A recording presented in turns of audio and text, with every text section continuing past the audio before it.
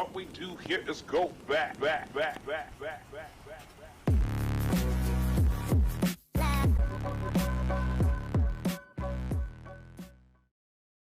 In December 2021, a user Carl92 posted a 17-second sample of audio to the website What's That Song? The audio contained an obvious pop-sounding song that he couldn't quite find the identity of.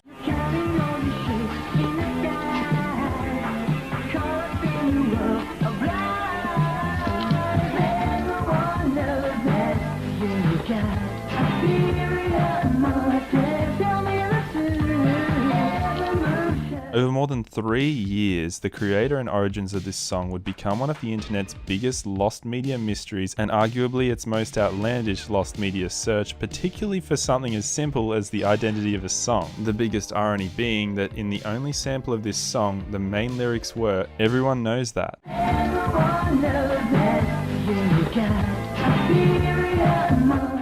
So the song was basically taunting the internet for more than 3 years. Yeah, everyone knows that. Don't you know this song, all you idiots? The internet was perplexed for years over this, to the point that an entire subreddit was devoted to the search. In many online lost media forums, but especially within this subreddit, many potential leads were discussed as well as many theories presented. The theories were pretty out there, one even suggesting that the song was entirely AI generated. However, as the origins of this song were discovered and revealed, a particular suggestion by a Reddit user would end up aging the best out of all of them. Now, to quickly backtrack, and trust me, this becomes very relevant later, the original user Carl92, who brought this to everyone's attention by posting the 17-second clip, originally shared how he was able to find a sample of EKT. Carl92 said he didn't remember the origin of the song, but that he rediscovered this sample between a bunch of very old files on a DVD backup. He then says, "Probably I was simply learning how to capture audio and there was a leftover." A strange thing that occurred in these comments was when Carl92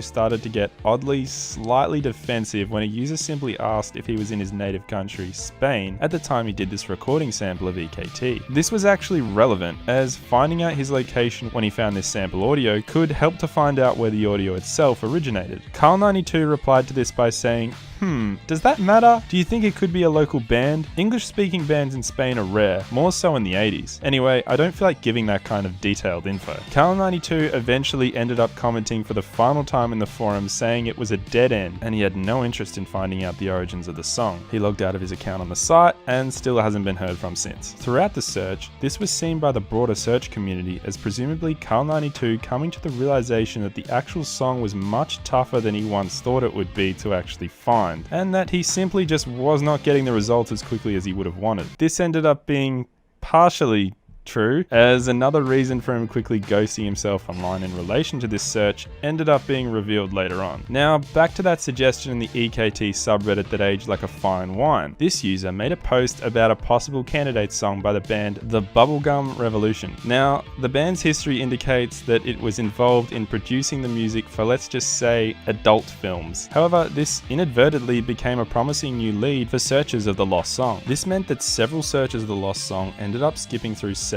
adult films from the 80s trying to listen to the backing music in them. Or maybe both that and... So, just like one of the peanut factory workers finding the golden ticket, a person searching through the film Ulterior Motives was able to find the song. They also found the original composers Christopher St. Booth and Philip Adrian Booth listed in the end credits of the film. Brings a whole new meaning to the saying, keep it in the family. Christopher even reacted with amusement to the news of the massive search and eventual discovery of his song. The biggest issue with the song was the noises playing over the track. Ironically, there's only 17 seconds of the original scene while the song is playing that doesn't have these noises. That's the 17 seconds that was originally posted. Now, as for the song, it was quickly repaired and made safe for work by many savvy online users / part-time audio engineers who reposted it with better sound, and also its other sound effects removed. So after all that, what came of the poor embarrassed soul behind the username Carl92? We now know why he quickly backed out of the search and only supplied 17 seconds of the song. It's pretty much all but confirmed now that he personally sampled the only part of the song that wouldn't make its origins more obvious and then posted that, hoping to get a quicker answer for what the song was. However, what he ended up inadvertently doing was creating one of the biggest mysteries in lost media history that the internet was too good to not fail on, and thus ended up solving the puzzle themselves. This is all in spite of Carl92 actually having the original answer of the song's origins all along. So this fella was essentially caught out by the entire internet. Ouch. Sheesh, Carl92, you could have just checked the end credits of the movie all along.